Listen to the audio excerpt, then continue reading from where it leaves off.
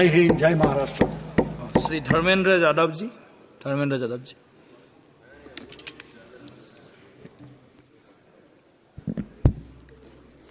धन्यवाद सभापति महोदय। 18वीं लोकसभा के निर्वाचन के बाद और इस नए संसद भवन के बनने के बाद आज मैं पहली बार बोलने के लिए खड़ा हुआ हूं। आपने मुझे मौका दिया, उसके लिए बहुत बहुत धन्यवाद देता हूं। सभापति जी, सबसे पहले श्रद्धेय नेताजी को मैं नमन करना चाहता हूं, जिन्होंने अपने संघर्ष, अपनी हिम्मत, साहस और अपने पूरे जीवन की तपस्या समाज के उत्थान के लिए, देश और उत्तर प्रदेश की तरक्की के लिए और समाज के हर व्यक्ति की तरक्की और खुशहाली के लिए उन्होंने जो अपना पूरा जीवन समर्पित किया है, सबसे पहले मैं आपके माध्यम से उनको नमन करना चाहता हूं। माननीय सभापति महोदय, श्रद्धेय नेताजी ने हम लोगों को अपने समाजवादी विरासत में इंसाफ और इंसानियत, न्याय और हक की लड़ाई करना सिखाया है। उस लड़ाई को हम लोग बखूबी अपने नेता आदरणीय अखिलेश यादव जी के नेतृत्व में शानदार तरीके से उस विरासत को न केवल लड़ रहे हैं, बल्कि नेताजी के हर सपने को पूरा करने तक हम लोग चुप बैठने वाले नहीं हैं। सभापति महोदय, बजट एक व्यापक विषय है और जब इस विषय के बारे में सोचते हैं तो समझ में नहीं आ रहा कि कहां से शुरू करें, क्योंकि देश में आज कोई वर्ग नहीं बचा है।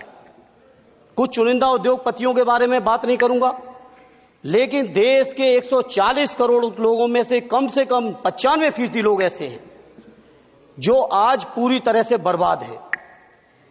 एनडीए की यह सरकार 11वां बजट पेश कर रही है, लेकिन इस 11वें बजट के बावजूद अगर मैं देखता हूं तो समाज की जो गरीबों के लिए सबसे ज्यादा जरूरी चीजें हैं, स्वास्थ्य का है तो स्वास्थ्य 2023 और 24 में बजट घटा दिया है। किसानों का बजट जहां यूपीए के सरकार के समय 2014 तक 5.5 था, वहीं 24 आते आते ये 3.15 रह गया है। शिक्षा का बजट जहां 2013 में 4.77 था, आज 23-24 आते आते ये 2.5% रह गया है। इसी तरह से जितनी भी जरूरी चीजें हैं, सभापति महोदय, मुझे कहने में कोई संकोच नहीं, ये जो बीजेपी की एनडीए की सरकार है, ये सरकार पूरी तरह से गरीब विरोधी, किसान विरोधी, नौजवान विरोधी, बुनकर विरोधी, छात्र विरोधी, दलित विरोधी, पिछड़ा विरोधी, मजदूर विरोधी, जितनी भी अगर उपाधियां दी जाएंगी सभापति महोदय वो कम है। और मैं कोई राजनीतिक भाषण नहीं दे रहा हूं, मैं उदाहरण सहित आपको जब नंबर आए तो बोल देना, और हमें पता है आपका नंबर भी नहीं आएगा आपकी पार्टी में, यह भी पता है हमें। सभापति महोदय, श्रद्धेय नेताजी ने हमेशा कहा है कि चुनाव में या जनता के बीच किया हुआ वादा अगर आप पूरा नहीं करते हैं तो वो भी एक सबसे बड़ा भ्रष्टाचार है, और उस भ्रष्टाचार में अगर किसी ने वर्ल्ड रिकॉर्ड बनाया है तो बीजेपी की और एनडीए की सरकार ने बनाया है। सभापति महोदय, 2014 के चुनाव के समय प्रधानमंत्री जी ने वादे किए कि 2 करोड़ रोजगार हर साल मिलेंगे। स्वामीनाथन जी, जिनको भारत रत्न दिया है, सरकार को मैं धन्यवाद देता हूं, लेकिन वो धन्यवाद अधूरा है जब तक उनकी सिफारिशों को नहीं मानते हो। 2007-8 से लगातार मांग चल रही है देश में कि स्वामीनाथन जी की जो सिफारिश है किसानों को 1.5 गुना समर्थन मूल्य देने का, एमएसपी की गारंटी देने का, कानूनी हक और अधिकार देने का, उस गारंटी को आज तक नहीं माना, आज तक नहीं माना, आज तक नहीं माना। स्वामीनाथन जी को आज तक नहीं माना। अध्यक्ष जी, डिस्टर्ब ना करिए। सभापति महोदय, मेरा टाइम इसमें काउंट नहीं होगा। आप इधर, अरे यार, बेईमानी से जीता है तो ज्यादा ना बोलो, मालूम है कितने बड़े तीरंदाज हो। इधर बेईमान हो, बेईमान हो, बेईमान हो, बेईमान हो, बेईमान हो। चलो, स्वामीनाथन जी की आपने नहीं मानी, एमएसपी आपने लागू नहीं की।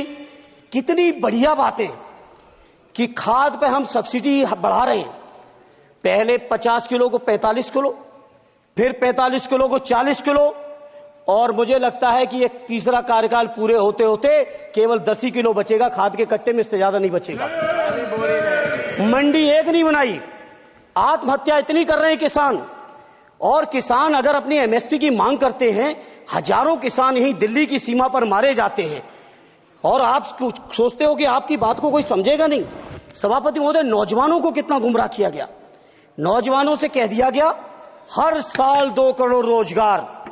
मैं आज सवाल पूछता हूं अपने नौजवानों की ओर से, बताएं भारतीय जनता पार्टी के लोग, सरकार में बैठे लोग, 10 साल आपने राज कर लिया है, आखिर 20 करोड़ नौजवानों को रोजगार कहां है?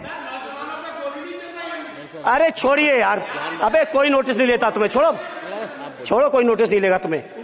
20 करोड़ नौजवान के रोजगार का हिसाब कहां है? आज 11वें बजट में जब याद आई तो वो भी ट्रेनिंग की बात करते हो। मैं कहना चाहता हूं आईआईएम, आईआईटी के नौजवानों को नमस्कार साथियों, स्वागत है आप सभी का आज की इस नई वीडियो में। ये वीडियो आप सभी शिक्षा मित्र साथियों के लिए काफी ज्यादा महत्वपूर्ण होने वाली है। दरअसल आपके समायोजन को लेकर के हाल ही के अंदर की एक वीडियो की क्लिप है, जहां पर उस वीडियो की क्लिप में कुछ बयान साझा किए गए हैं। उन बयानों को आपके मध्य में प्रेषित करेंगे। सभी साथियों से एक रिक्वेस्ट है, वीडियो को आप पूरा देखें। चैनल को अभी तक आपने सब्सक्राइब नहीं किया है, सब्सक्राइब भी कर लें। अब चलते हैं अपडेट पर। रोजगार नहीं दे पा रहे हो आप, सोच रहे हो इंटर्नशिप के इस छोटे से सुगूफे से नौजवान खुश होंगे? देश के नौजवान खुश होने वाले नहीं है। सभापति महोदय, शिक्षा के मसले पर लगातार बजट घटाया जा रहा है, लगातार सरकारी शिक्षा कम की जा रही है, और ये बीजेपी की सरकार की लगातार प्रयास है कि नौजवान शिक्षित होंगे तो सवाल पूछेंगे। देश की जेएनयू से लेके, बीएचयू से लेके, एमयू से लेके जितने बड़े संस्थान हैं, सारे संस्थानों को बर्बाद कर दिया है। एक भी दलित, एक भी पिछड़े, कहीं आपका वाइस चांसलर नहीं है। लगातार जितने भी आपके professor, associate professor, assistant professor की नियुक्तियों में आरएसएस का जब तक कोई फंडामेंटल कोर्स नहीं करेगा, बेसिक कोर्स, तब तक उसकी नियुक्ति नहीं होगी। आप क्या सोच रहे हो देश नहीं देख रहा है नौजवान? यूजीसी का बजट लगातार कम किया जा रहा है। मेरा खुला आरोप है इस सरकार पर कि ये सरकार शिक्षा को प्राइवेट करके, शिक्षा को मुट्ठी भर उद्योगपतियों के हाथों में देके, शिक्षा को चुनिंदा लोगों के हाथ में देके, देश के 140 करोड़, जिसमें मैं समझता हूं 90% लोग गरीब हैं, उन गरीबों के हाथों से शिक्षा को छीनने का ये जो आपकी सरकार षड्यंत्र कर रही है, इसके लिए हम लोग इस मौके पे विरोध करते हैं। लगातार फीस बढ़ा रहे हैं, शिक्षकों की कमी है, रोजगार आप दे नहीं पा रहे हो, सामाजिक असमानता। सभापति महोदय, 2014 में जिस समय सरकार बनी थी एनडीए की, उस समय देश की जितनी भी जो आर्थिक चीजें थी, जो वेल्थ थी, उसमें पिछड़ों की हैसियत 17% थी, 17%, और आज 10 साल की एनडीए की सरकार के बाद पिछड़ों की आर्थिक हैसियत हो गई है केवल 9%। मैं कहना चाहता हूं चुनौती के साथ, वित्त मंत्री अपने जवाब में बता दें, अनुसूचित जनजाति का एक भी व्यक्ति देश में अरबपति हो तो बता दो, एक भी अरबपति हो तो बता दो, एक भी दलित को अरबपति आपने बना दिया हो तो बता दो, एक भी पिछड़े को बना दिया हो तो बता दो। आप जवाब में दे देना, आप डेटा दे देना, आप डेटा दे देना, हमारी दबाव नहीं रुकेगी। सभापति महोदय, जब बीजेपी की सरकार, जब बीजेपी के लोग विपक्ष में रहे तो ओपीएस की बातें किए। 10 साल से आप सत्ता चला रहे हो, 11वां बजट पेश कर रहे हो, पूरा देश आज ओपीएस के लिए सरकारी कर्मचारी परेशान है, कहीं ओपीएस की चर्चा नहीं है, पुरानी पेंशन की कोई चर्चा नहीं है। सभापति महोदय, पुरानी पेंशन तो पुरानी पेंशन, हम मांग करते हैं, बहुत बड़े राष्ट्रभक्त आप बनते हो, मैं मांग करता हूं देश के पैरामिलिट्री फोर्सेस को आप पुरानी पेंशन दीजिए। मैं मांग करता हूं, आप राष्ट्रभक्त हैं ना, सीमा पे जो सुरक्षा कर रहे हैं, जो शहादत झेल रहे हैं, मेरी मांग है कि आप उनकी ओपीएस दीजिए। वो आप ओपीएस नहीं दे पाओगे। इसी तरह से सभापति महोदय, देश के अंदर बहुत से ऐसे संविदा कर्मचारी, एक से एक बढ़िया फार्मूला, अब कानूनन मंडल आयोग लागू हो गया तो कैसे पिछड़े दलितों को रोके? तो संविदा कर्मी की प्राइवेट कंपनी, प्राइवेट आपने आउटसोर्सिंग कर दी। आउटसोर्सिंग के कारण से देश के सारे दलित, सारे पिछड़े, सारे आदिवासी आपकी सेवाओं से बाहर हो गए, उनके पास कोई कानूनी हक नहीं। तो ये जो आरक्षण को खत्म करने के तरह तरह के जो आप लोग षड्यंत्र अपना रहे हो, इस षड्यंत्रों को देश का जनमानस पूरी तरह से जान भी चुका है, पहचान भी चुका है, और इसीलिए उत्तर प्रदेश से तो आपको कर ही दिया है बाहर,